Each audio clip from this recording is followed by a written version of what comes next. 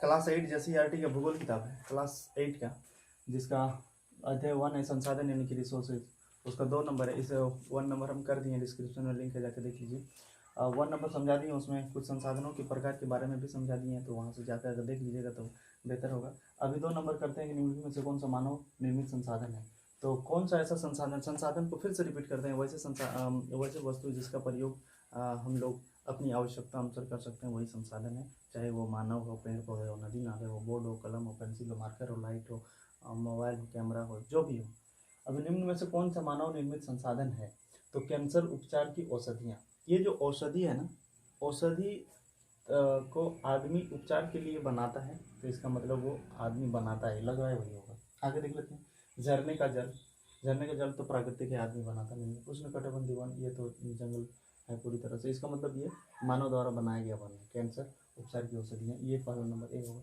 जैव संसाधन होते हैं जीव जंतु से व्युत्पन्न, मनुष्य द्वारा निर्मित निर्जीव वस्तु। तो जीव जंतुओं से व्युत्पन्न होता है, उसी को बोलते हैं जैव संसाधन। केरल के तटीय क्षेत्र में पाए जाने वाला संसाधन, केरल के तटीय क्षेत्र में मोनोजाइट पाया जाता है, जो थोरियम और यूरेनियम दोनों उसका अयस्क है, लोहा नहीं होगा, ये दोनों होगा इसमें।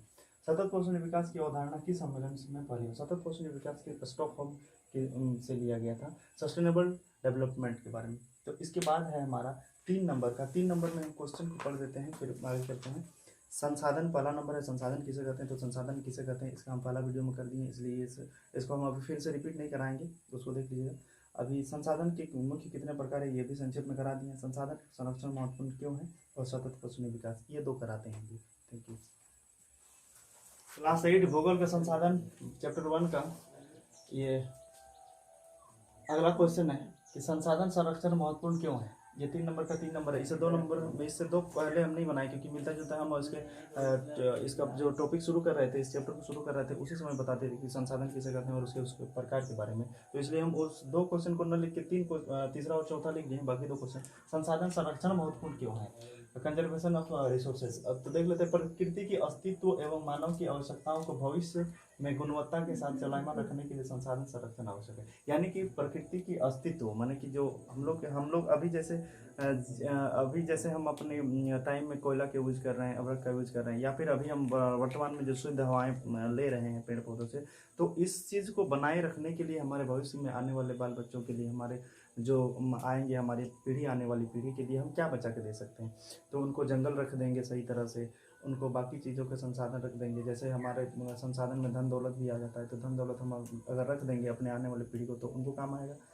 और एक चीज़ क्या है ना, ये भूगोल में और इकोनॉमिक्स, नागरिक शास्त्र, ऐसे इतिहास, कुछ चीज़ों में आप अपने तरह से आंसर दीजिए। इसमें ये जरूरी नहीं कि पॉइंट टू पॉइंट होना चाहिए, वो साइंस में जरूरी होता है, मैथ में जरूरी होता है। इसमें आप ये हम अपना राय दिए हैं, इस तरह के राय आप अपने सामने रख सकते हैं, ताकि जो लिखने वाले होंगे, जो विद्वान होंगे, वो जो लिखेंगे तो आपके भी राय को रखेंगे। इसलिए बहुत बच्चे को होता है कि ये हू बहू क्यों नहीं लिखा गया है, कि ये हो सकता है कि ये गलत लिखे। ये एक्चुअली में राय दिया जाता है कि संसाधन संरक्षण क्यों महत्वपूर्ण हो सकता है। मेरा अपना पॉइंट भी अलग हो सकता है, आप लोग का अलग राय हो सकता है, आपका अलग विचार हो सकता है। तो उसी विचार को व्यक्त करने के लिए इस तरह के क्वेश्चन दिए जाते हैं। इसमें घबराना नहीं कि ये क्वेश्चन पॉइंट टू पॉइंट है कि नहीं, या फिर कुछ चीज़ें समझ में नहीं आ रही है।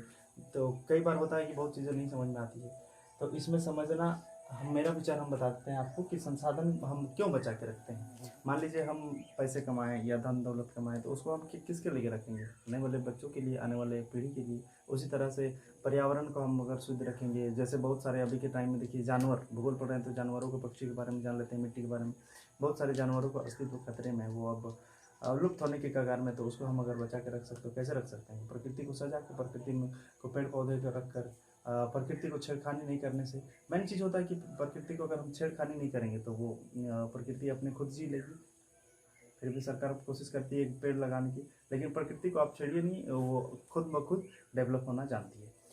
तो अब आगे देखते हैं, सतत पोषणीय विकास क्या है, इसके सिद्धांत को लिखिए। ये सतत सस्टेनेबल डेवलपमेंट, इससे पहले आप ये शब्द सुन चुके हैं। सतत पोषणीय विकास में एक्चुअली वो महत्वपूर्ण ये संसाधन संरक्षण का ही डेफिनेशन कहीं ना कहीं इसमें मिलता है। तो देखते हैं, संसाधनों का उपयोग आवश्यकता अनुसार एवं भविष्य के लिए संरक्षण एवं संतुलन बनाए रखना सतत पोषणीय विकास। इसका डेफिनेशन ये है, यानी कि सतत पोषणीय विकास वैसा है जो एक लिमिटेशन में प्रयोग करना चाहिए।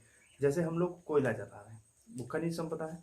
तो कोयला ऐसा नहीं कि हमारे झारखंड में बहुत ज़्यादा मिलता है तो बहुत ज़्यादा जला कर ही रख देंगे, खाना बन गया है फिर भी उसको जला कर ही रख दिए। तो उसमें क्या है कि आवश्यकता से हम लोग ज़्यादा प्रयोग कर लिए, तो ये सतत पोषणीय विकास में ये शामिल नहीं होगा। या फिर मान लीजिए हम गाड़ी चला रहे हैं, गाड़ी में पेट्रोल से चलता है, वो भी एक संसाधन है, तो गाड़ी को चालू रख दिए, कहीं जा नहीं रहे बस चालू रख दिए, मेरा गाड़ी हम जो करेंगे, तो उसमें भी हमारा लॉस होता है। ऐसे बहुत सारे उदाहरण होंगे।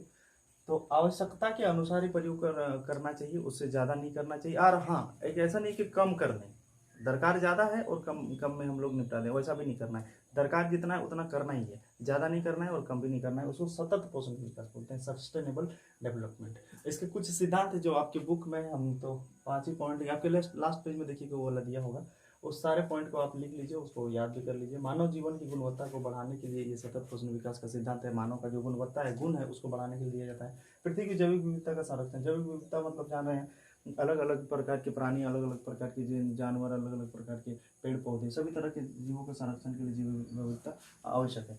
प्राकृतिक संसाधनों का प्रयोग, प्राकृतिक संसाधनों का प्रयोग, अप्राकृतिक संसाधनों का भी प्रयोग करना है। सांस्कृतिक विविधता का संरक्षण, सांस्कृतिक विविधता, अलग अलग संस्कृति है, अलग अलग रीति रिवाज है, उसमें भी विविधताएं, उसका भी संरक्षण करना है। संसाधनों का पुनः उपयोग, संसाधनों का ज़्यादा से ज़्यादा पुनः उपयोग, जिसका संभव हो उसका प्रयोग कर सकते हैं। तो इस तरह से सतत पोषण विकास का डेफिनेशन यहाँ खत्म होता है।